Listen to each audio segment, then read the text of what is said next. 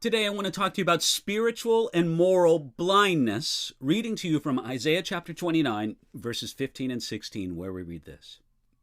Woe to those who seek deep to hide their counsel far from the Lord, and their works are in the dark. They say, "Who sees us? And who knows us?" Surely you have things turned around. Shall the potter be esteemed as the clay? Shall the thing made say of him who made it, "He has not made me"? Or shall the thing formed say of him who formed it, "He has no understanding"? In Isaiah chapter 29, the prophet confronted his people over their sad condition of spiritual blindness. They were like silly children who try to hide simply by covering their own head with a blanket, thinking that if they can't see others, well, then others can't see them.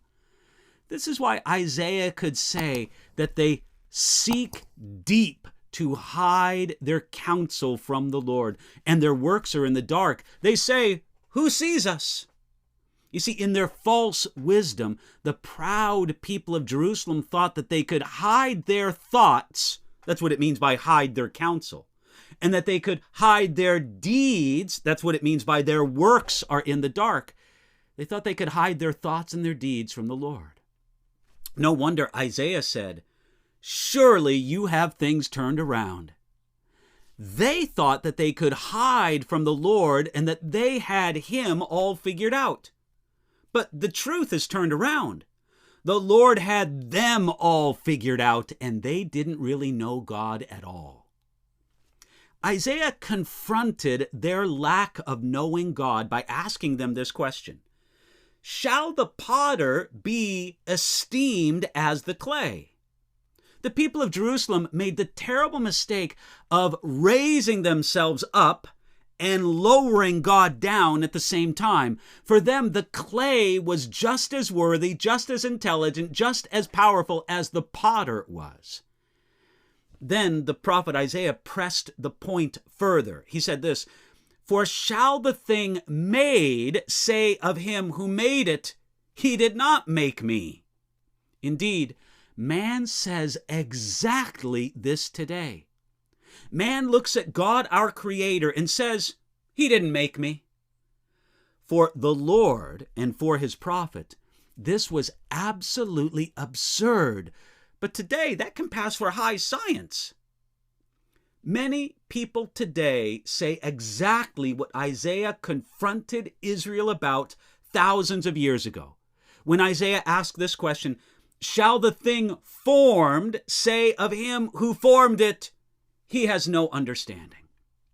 Instead of seeing the absolute need for an intelligent designer, someone who created all things, many people believe that chance, absolute, blind, random, purposeless chance, something that has no understanding at all, they believe that that has brought all things into being. There's some pretty smart people who often fall into this delusion. But when people assign some kind of power to chance, that's just not making a lot of sense. Chance has no power. Chance doesn't do anything. Chance only describes a probability.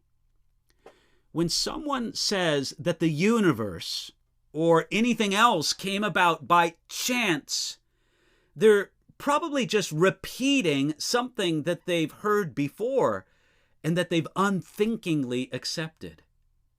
We can never rightly look to the Creator, our Creator, and say, "He did not make me." That Isaiah's ancient audience could say this demonstrated their severe spiritual blindness. But what does it say of us today?